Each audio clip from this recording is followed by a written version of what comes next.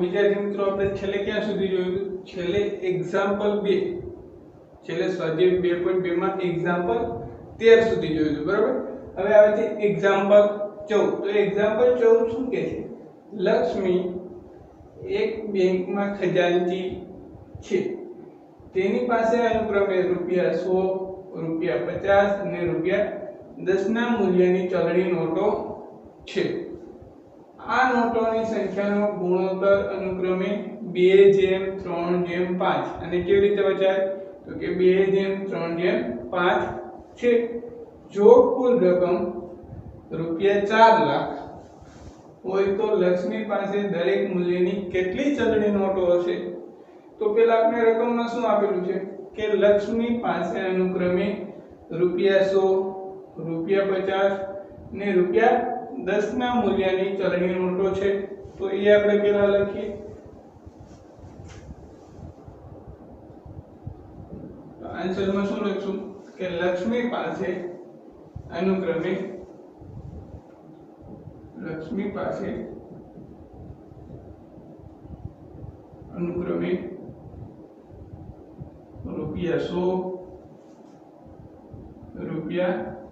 ₹50 અને ₹10 ના મૂલ્યની ચલણી નોટો છે. અને ₹10 ના મૂલ્યની ચલણી નોટો છે. હવે આ ચલણી નોટો કેટલી છે? તો કે આ ગુણોત્તર શું છે? 2:3:5 અને તેનો ગુણોત્તર શું આપેલું છે?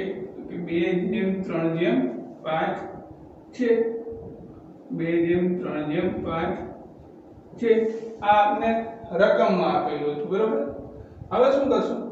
ધારો કે લક્ષ્મી પાસે ₹100 ની ચલણી નોટો કેટલી થશે? 2x, ₹50 ની ચલણી નોટો 3x અને ₹10 ની મૂલ્યની ચલણી નોટો કેટલી છે? 5x. તો ધારો કે લક્ષ્મી પાસે આ મૂલ્યની, એટલે કયા મૂલ્યની? તો કે ₹100, ₹50 અને ₹10 ના મૂલ્યની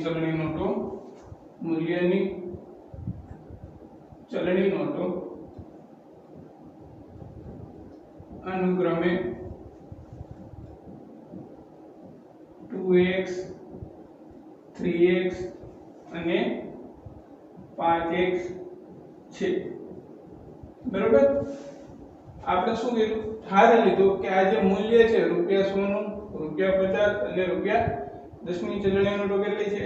2x, 3x અને 5x. તેથી આપણે શું કહી શકીએ? કે લક્ષ્મી પાસે ₹100 ના નોટની કિંમત, ત્યાંથી સમજો, ₹100 ના નોટની કિંમત કેટલી થશે? તો કે 2x ગુણ્યા 100. તેથી લક્ષ્મી પાસે ₹100 ના નોટની કિંમત બરાબર શું થશે? તો કે 2x ગુણ્યા 100 એટલે કેટલા થશે? 200x. સમજાઈ ગયું ક્યાંથી આવેલું? તો કે લક્ષ્મી પાસે એક તો ₹100 ની એક નોટ હતી, એવી કેટલી નોટ છે? 2x. તેથી શું થશે? ₹100 ના નોટની કિંમત શું થશે? તો કે 2x ગુણ્યા 100 એટલે કેટલા થશે? 200x. તેવી જ રીતે લક્ષ્મી પાસે ₹50 ના નોટની કિંમત શું થશે? તો કે 3x ગુણ્યા 50.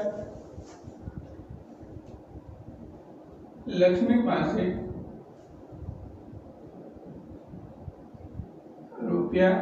₹50 ના નોટની કિંમત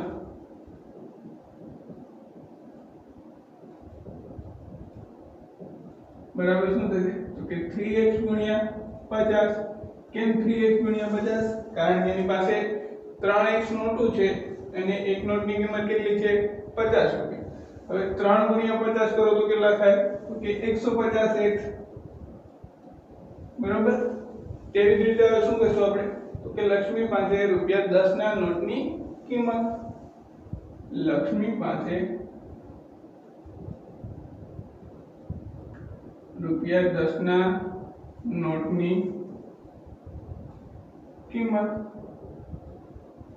બરાબર શું લખશું તો કે 10x ગુણ્યા કેટલી છે નોટો એની 5x તો 5x ગુણ્યા 10 એટલે શું થશે તો કે 50x તો આપને ખબર પડી ગઈ કે બરોબર આની કિંમત શું થશે 100 રૂપિયાની જેટલી નોટ હશે એની કિંમત શું થશે તો કે 200x 50 રૂપિયાની જેટલી નોટ હશે એની કિંમત શું થશે 150x અને 10 રૂપિયાની જેટલી નોટ હશે એની કિંમત શું થશે 50 હજી બીજું રકમમાં આપેલું છે કે તેની પાસે કુલ રકમ કેટલી છે 4 લાખ રૂપિયા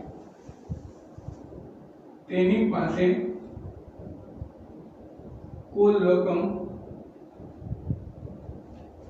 બરાબર શું છે ₹4 લાખ બરાબર હવે મેં તમને હમણાં સમજાવ્યું છે કે જો આપણે આ ત્રણેયનો સરવાળો શું થશે હવે 4 લાખ તેથી 100 રૂપિયાના નોટની કિંમત વત્તા 50 રૂપિયાના નોટની કિંમત વત્તા 10 રૂપિયાના નોટની કિંમત બરાબર શું થશે 4 લાખ તેથી ₹100 ના નોટની કિંમત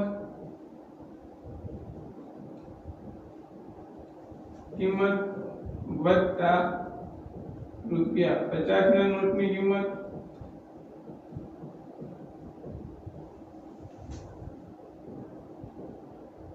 વત્તા ₹10 ના નોટની કિંમત એના બરાબર શું થશે તો કે એની પાસે કુલ કેટલી રકમ છે તો કે 4 લાખ રૂપિયા બરાબર શું થશે 4 લાખ તેથી હવે ₹100 ના નોટની કિંમત કેટલી આપણે મળી ગઈ અહીંયા 200x તેથી 200x આ કેના બરાબર લખું કે ₹100 ના નોટની કિંમત વત્તા ₹50 ના નોટની કિંમત તો ₹50 ના નોટની કિંમત શું મળી આપણે 150x વત્તા 150x વત્તા ₹10 ના નોટની કિંમત તો ₹10 ના નોટની કિંમત શું છે 50x વત્તા 50x બરાબર શું મળે 4 લાખ હવે આ ત્રણેયનો સરવાળો કરી નાખવાનો કેમ કારણ કે આ ત્રણેય કેવા પદ છે સજાતીય પદ મેં તમને ધોરણ 7 માં શીખવાડ્યું હતું કે કોને સજાતીય પદ કહેવાય કોને વિજાતીય પદ કહેવાય તો આ કેવા પદ છે સજાતીય પદ તો 200 + 150 એટલે કેટલા થશે 350 વત્તા 50 કરશો એટલે 400 તેથી શું લખી શકશું આપણે કે 400x બરાબર શું થાય 4 લાખ શું થશે 4 તેથી x બરાબર શું હશે x બરાબર શું હશે તો કે 4 લાખ ભાગ્યા 400 4 લાખ ભાગ્યા 400 આમ x બરાબર શું મળશે તો કે આ બે શૂન્ય ગયા હવે 4000 ભાગ્યા 4 4000 ભાગ્યા 4 કરો એટલે કેટલા મળે 1000 તો x આપણું શું હતું તો કે નોટોની સંખ્યા x શું હતું નોટોની સંખ્યા તેથી આપણે શું કહી શકીએ હવે અહીંયા આ મુજબ કે લક્ષ્મી પાસે આ મૂલ્યની ચલણી નોટો અનુક્રમે 2x 3x અને 5x છે તો x ની જગ્યાએ આપણે શું મૂકી દઈએ 1000 તેથી લક્ષ્મી પાસે ₹100 મૂલ્યની ચલણી નોટો કેટલી મળશે તો કે x ની જગ્યાએ આપણે શું મૂકી દઈશું 1000 રૂપિયા તો ₹100 ચલણી નોટો કેટલી આપી છે તો કે 2x એટલે શું થશે 2x એટલે 2000 પછી ₹50 ના મૂલ્યની ચલણી નોટ એ કેટલી આપેલી છે આપને તો કે 3x કેટલી આપેલી છે 3x તો x ની જગ્યાએ આપણે શું મૂકી દઈશું 1000 એટલે કેટલી થશે 3000 અને રૂપિયા 10 ના મૂલ્યની ચલણી નોટો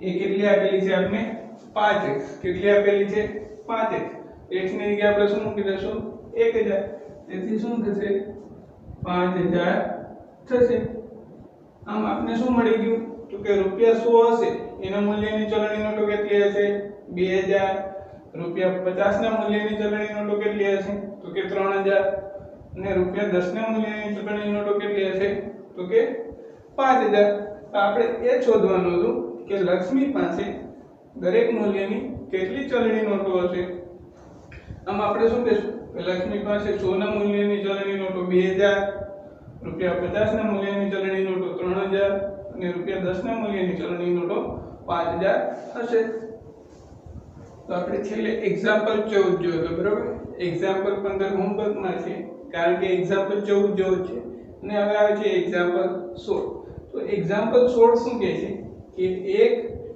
નિબંધ સ્પર્ધાના આયોજકોએ પ્રત્યેક વિજેતાને રૂપિયા 100 તથા વિજય ન બનનારા દરેક સ્પર્ધકને રૂપિયા 25 નો પુરસ્કાર આપવાનું નક્કી કરેલ છે તો જે નિબંધ સ્પર્ધાનું આયોજન થાય છે એમાં વિજેતા થાય છે એને કેટલા 100 રૂપિયા અને વિજય ન બનનાર એને કેટલા રૂપિયા આપવામાં આવે છે 25 જો પુરસ્કાર સ્વરૂપે આપવામાં આવેલ કુલ રકમ કેટલી હોય 3000 હોય તો 63 સ્પર્ધકોમાંથી વિજેતા થનાર સ્પર્ધકની સંખ્યા શોધો તો આપણે શું શોધવાનું છે કે કેટલા સ્પર્ધકો વિજેતા થાય છે તો આપણે લખશું પહેલા આન્સરમાં શું ધારો કે જે શોધવાનું હોય દાદી લેવાનું ધારો કે વિજેતા થનાર સ્પર્ધકની સંખ્યા x છે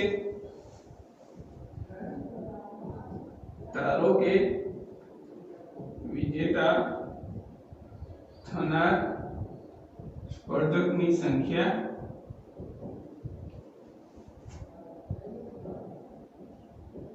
x છે બરોબર આપણે ધારી લીધું હવે કુલ કેટલા સ્પર્ધક છે તો કે 63 હવે સ્પર્ધકની સંખ્યા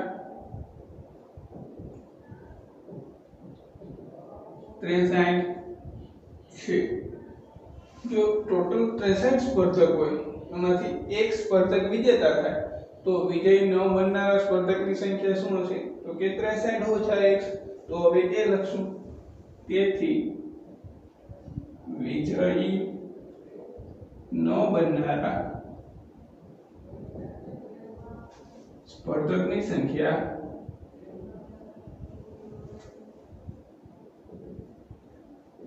63 ઓછા x થશે સમજાઈ ગયું એટલું બધાને હવે શું કહે છે કે દરેક વિજેતાને રૂપિયા 100 નો પુરસ્કાર આપવામાં આવે છે દરેક વિજેતાને રૂપિયા 100 નો પુરસ્કાર આપવામાં આવે હવે દરેક વિજેતાને રૂપિયા 100 નો પુરસ્કાર આપવામાં આવે છે આપણે રકમ માંથી લે હવે જો એક વિજેતા હોય તો એને 100 રૂપિયા આપવામાં આવે બે વિજેતા હોય તો એને 200 રૂપિયા મળે તો x વિજેતા હોય તો હવે કેટલો રૂપિયા થશે તો કે 100 ગુણ્યા x તેથી વિજેતા સ્પર્ધકને કુલ અપાતો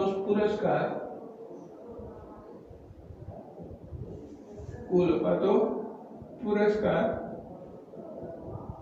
બરાબર શું થશે તો કે 100 ગુણ્યા x થશે એટલે કે 100x થશે આમ આપણે શું મળ્યું કે જે વિજેતા બને છે એને કેટલો પુરસ્કાર આપવામાં આવે છે 100x અને હવે શું છે બીજું કે વિજય ન બનનારાને કેટલો પુરસ્કાર આપવામાં આવે છે રૂપિયા 65 નો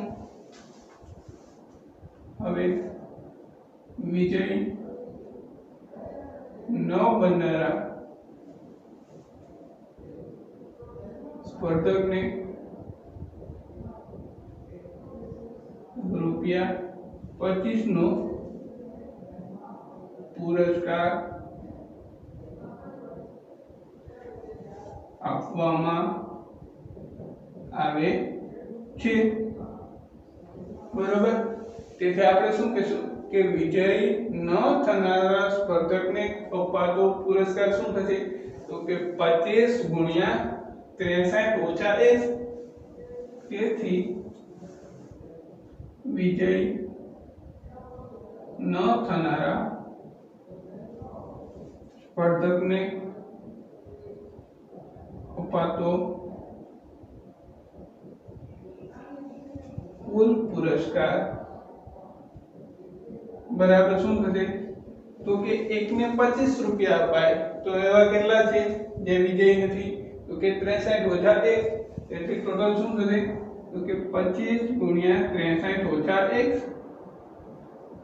હવે શું કરશું તો કે 25 ગુણ્યા 63 કરશું તો કેટલા થશે કોણ કહેશે મને 25 ગુણ્યા 63 કરશું તો કરો ચાલો શું થશે 1575 ઓછા શું થશે 25x। હવે તમને બીજું શું આપેલું છે કે હવે કુલ રકમ બરાબર શું આપેલી છે 3000। હવે કુલ પુરસ્કાર બરાબર શું છે 3000। તેથી કુલ પુરસ્કાર બરાબર શું લખી શકીએ તો કે વિજય થનાર સ્પર્ધકની સંખ્યા વિજય થનાર ને અપાતો પુરસ્કાર પ્લસ વિજય ન બનનાર ને અપાતો પુરસ્કાર। તેથી વિજય થનારને અપાતો પુરસ્કાર વત્તા વિજય ન થનારને અપાતો પુરસ્કાર બરાબર શું થશે 3000 રૂપિયા। વિજય ન થનાર ને અપાતો પુરસ્કાર બરાબર શું આપેલું છે આપણે અહીંયા 3000 રૂપિયા। હવે વિજય થનારને અપાતો પુરસ્કાર કેટલો મેળવ્યો આપણે 100x। તેથી 100x વત્તા વિજય ન થનારને અપાતો પુરસ્કાર 1575 ઓછા 25x બરાબર શું છે આપણી પાસે 3000। હવે 100x માંથી 25x જશે તો શું વધશે તો કે 75x અને 1575 નું શું થશે તો કે જમણી બાજુ જશે એટલે શું થશે ઓછા। તેથી 75x બરાબર શું આવે તો કે 3000 ઓછા 1575 તો કેટલા થશે કોણ કહેશે મને તો કે 1425 શું થશે 1425।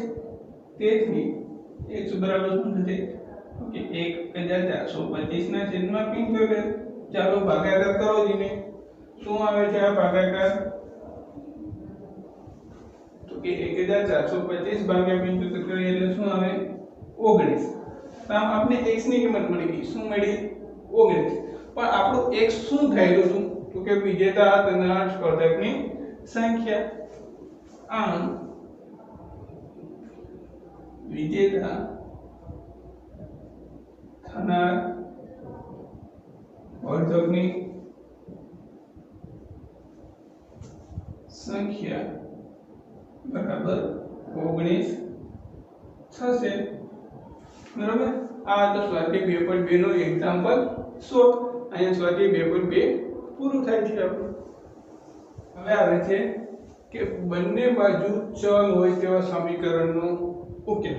અત્યાર સુધી આપણે સ્વાધ્યાય 2.1 અને સ્વાધ્યાય 2.2 માં કેવા દાખલા જોયા તો કે ખાલી સમીકરણની ડાબી બાજુ ચલ હોય અને જમણી બાજુ ખાલી સંખ્યા હોય તેવા દાખલા જોયા બરોબર। પણ હવે શું આવે છે કે આ જે સમીકરણ આપેલું છે એમાં બંને બાજુ ચલ હોય બરોબર શું હોય બંને બાજુ ચલ હોય તો આપણે શું કીધું હતું કે સમીકરણ એ બે પદાવલીઓના મૂલ્ય વચ્ચેની ક્ષમતા છે ક્ષમતા એટલે કે બરાબરની નિશાની તો સમીકરણ શું છે તો કે આ જે બે પદાવલી છે કઈ કઈ તો કે પ્રથમ પદાવલી 7x - 3 અને બીજી પદાવલી 11 પદાવલીના મૂલ્ય વચ્ચેની ક્ષમતા છે એ તમને મેં કહી દીધું તો અત્યાર સુધી આપણે કેવા સમીકરણ જોયા તો કે ખાલી આપણી પાસે ડાબી બાજુ જ ખાલી ચલ હોય અને એવા સમીકરણનો કેવી રીતે ઉકેલ મેળવવો એ આપણે શીખી ગયા હવે શું આવે કે જે સમીકરણ આપેલું હોય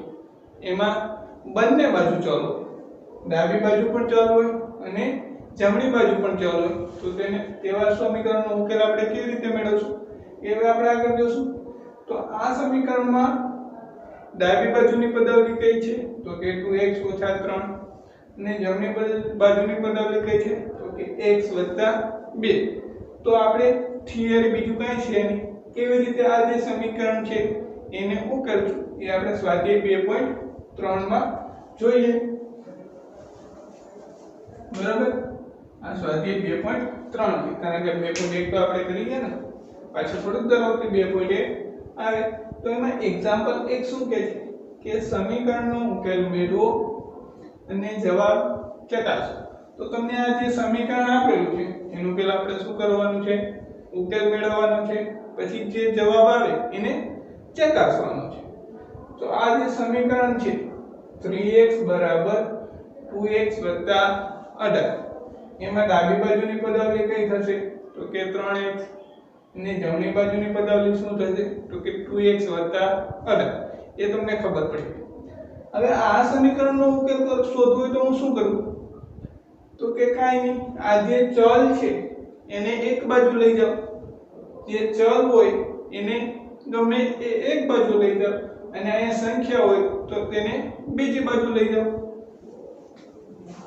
આન્સરમાં શું લખશું આપણે પહેલા તો કે અહીંયા ડાબી બાજુ 3x છે અને જમણી બાજુ શું છે 2x + 18 હવે આ 2x છે એને હું ડાબી બાજુ લઈ જાઉં તો શું થાય તો કે ઓછા એ તમને બધાને ખબર છે તો હું શું લખી શકું 3x = 2x + 18 અમારી રકમ છે આના બરાબર શું લખી શકું અથવા ઇમ્પ્લાય શું લખી શકું કે 3x - 2x કેમ ઓછા કારણ કે જમણી બાજુ વધતા છે ડાબી બાજુ આવે એટલે શું થઈ જાય ઓછા તો 3x - 2x બરાબર શું થશે અહીંયા 18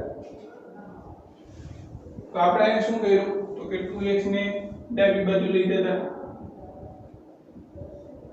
ડાબા લઈ જતા બરાબર હવે 3x - 2x એટલે કેટલા થશે તો કે 1 તેથી x બરાબર શું મળી ગયું આપણે 18 x બરાબર શું મળી ગયું 18 કાંઈ નથી ખાલી આપણે શું કરવાનું તો કે ચલ હોય ને એને એક બાજુ ભેગા કરવાના ને જે સંખ્યા હોય એને બીજી બાજુ લઈ જવાનું પણ અહીંયા એકઈ સંખ્યા છે ને બરોબર એટલે આપણે ખાલી ચલને ડાબી બાજુ લઈ જશું હવે ઉકેલ મેળવો એટલે x = 18 એ સમીકરણનો ઉકેલ થઈ ગયો હવે શું કહે છે આગળ કે જવાબ ચકાસો તો આ તમને જે જવાબ મળ્યો ને એને ડાબી બાજુ અને જમણી બાજુ મૂકી દેવાનો જો સરખો જવાબ મળતો તો આપણો ઉકેલ સાચો છે બરોબર ચકાસણી ડાબી તો ડાબા બરાબર શું આપેલું છે આપણે અહીંયા 3x તો 3x x ની જગ્યાએ હું શું મૂકું 18 તો 18 તરી 24 બરાબર હવે જવાબ જમણી બાજુ શું આપેલું છે જમણી બાજુ તો કે 2x + 18 તો 2x + 18 x ની જગ્યાએ મારે શું મૂકવાનું છે 18 18 * 2 એટલે 36 36 + 18 એટલે શું થશે 54 શું થશે 54 તેથી ડાબી બાજુ અને જમણી બાજુનો જવાબ કેવો મળે છે સરખો કેવો મળે છે સરખો તેથી આપણે આમ શું કહી શકીએ કે x = 18 એ સાચો જવાબ છે એ લખી નાખવાની લાઈન શું લખવાનું કે x = 18 એ સમીકરણનો સાચો ઉકેલ છે અથવા સાચો જવાબ છે. તો આ તો એક્ઝામ્પલ 1. હવે આવે છે એક્ઝામ્પલ 2. શું કહે છે? 5t - 3 બરાબર 3t - 5. તો આમાં પણ સમીકરણમાં શું કરશું? તો કે t ચલ છે. શું છે? t ચલ. તો ચલને આપણે એક બાજુ રાખશું અને જે સંખ્યા છે એને બીજી બાજુ લઈ જશું. તો આન્સરમાં શું લખશું? આન્સરમાં 5t - 3 બરાબર 3t - 5. તો 3t ને ડાબી બાજુ લઈ જતા, તેથી 5t - 3 આવું લખી શકીએ. 5t - 3 બરાબર શું છે? અહીંયા -5. આ શું થશે? આ જમણી બાજુ આવશે એટલે +3. તો શું કર્યું આપણે? તો કે 3t ને ડાબી બાજુ અને -3 ને જમણી બાજુ લઈ જતા. તો અહીં લખી નાખીએ, કારણ કે 3t ને ડાબી બાજુ અને -3 ને જમણી બાજુ લઈ જતા. બરાબર. હવે 5t - 3t એટલે કેટલા થશે? તો કે 2t બરાબર -5 + 3. -5 + 3 એટલે કેટલા થશે? કે -2. તેથી આપણે શું લખી શકીએ? તો કે t બરાબર -2 / 2.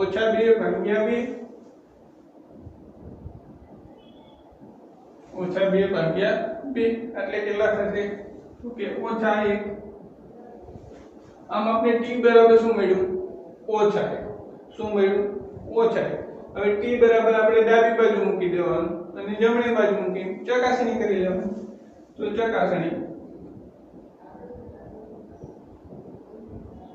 ચકાસણીમાં શું કરશું? તો કે ડાબી બાજુ શું આપેલું છે? 5t - 3. તો 5t - 3 એમાં t ની જગ્યાએ -1 મૂકવાના. તો શું થશે? તો કે 5 × -1 એટલે કેટલા થશે? -5 -3 બરાબર શું થાય? -8. તો આપણે ડાબી બાજુનો જવાબ શું મળ્યો? -8. હવે જમણી બાજુ જોઈ લેવાનું. તો જમણી બાજુ શું આપેલું છે? 3t - 5. 3t - 5. તો 3t એટલે શું છે? -1